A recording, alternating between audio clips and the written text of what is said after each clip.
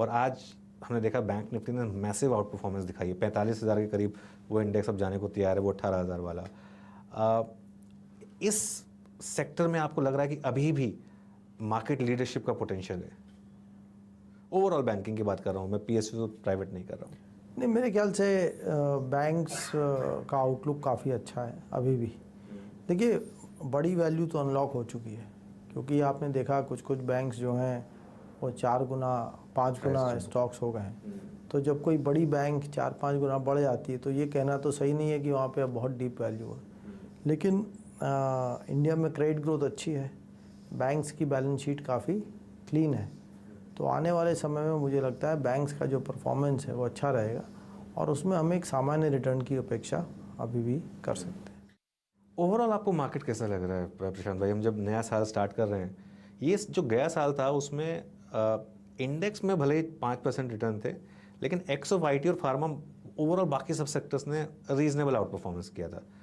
2023 में जब हम जा रहे हैं तो क्या लग रहा है आपको मार्केट पर? Over valued, Fairlie valued, pockets में ओवर अंडर वैल्यू, क्या देख रहे हैं मार्केट में? ये मार्केट जहाँ तक देखा जाए मेरी समझ में फेयरली वैल्यूड है।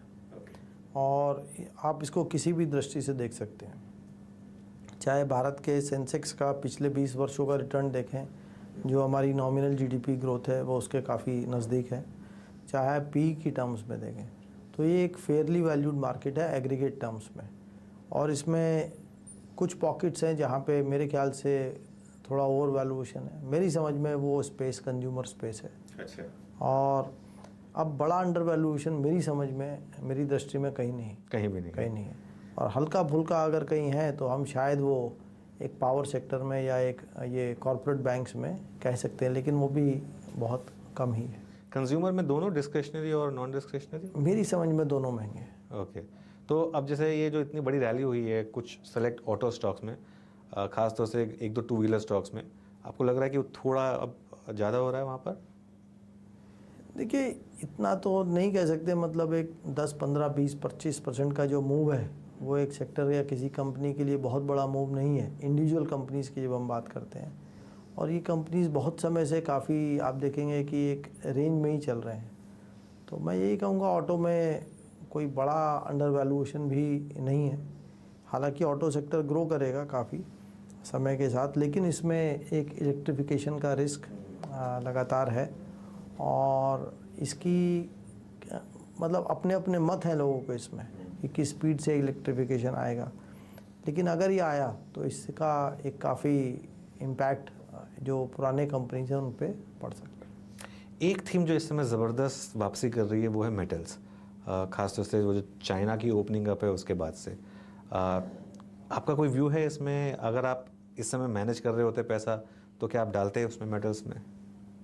देखिए, मेटल्स में मैंने एक बहुत ही अलग पॉलिसी रखी है अभी तक कि जब इस सेक्टर में विशेष पेन होता है मैं तभी इसमें इन्वेस्ट करता हूँ।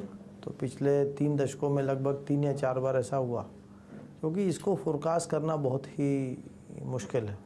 तो मैं इसमें एक्सट्रीम पेन में ही निवेश करता हूँ, और जब अच्छा समय आता है तो उसमें वैल्यूएशन आपको एक अच्छा मिल जाता है। ये बात सही है कि चाइना लॉकडाउन से निकलेगा तो उस वजह से ये मेटल स्टॉक्स अच्छा कर रहे हैं, लेकिन चाइना में जो मेटल्स की सबसे बड़ी कंजम्पशन है वो है कंस्ट्रक्शन में, रियल एस्टेट में, और वहाँ पे एक मेरे ख्याल से स्लोडाउन की स्थिति बनी हुई है। तो ये समय ही बता पाएगा कि ये लॉकडाउन से मेटल्स की डिमांड पे चाइना में विशेषकर कितना फ़र्क पड़ता है।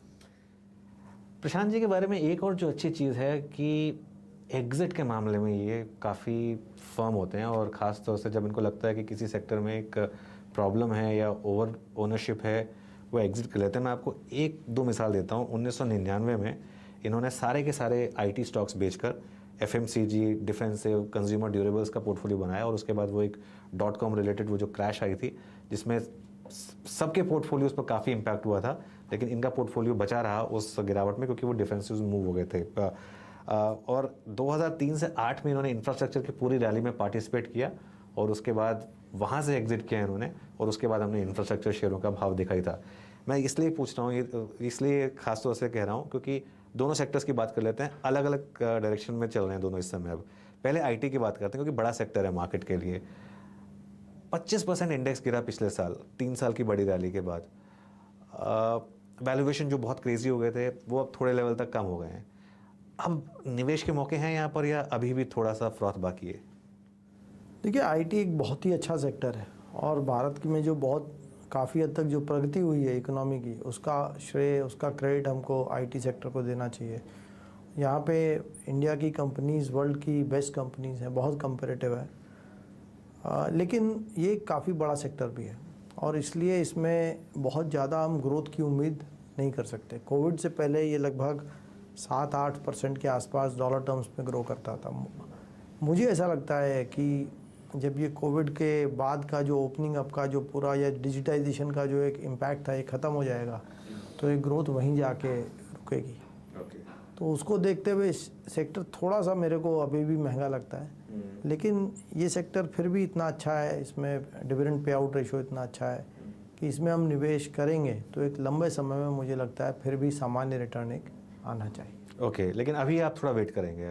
मतलब इसमें री रेटिंग का मेरे ख्याल से कोई जगह नहीं है। हल्का डी रेटिंग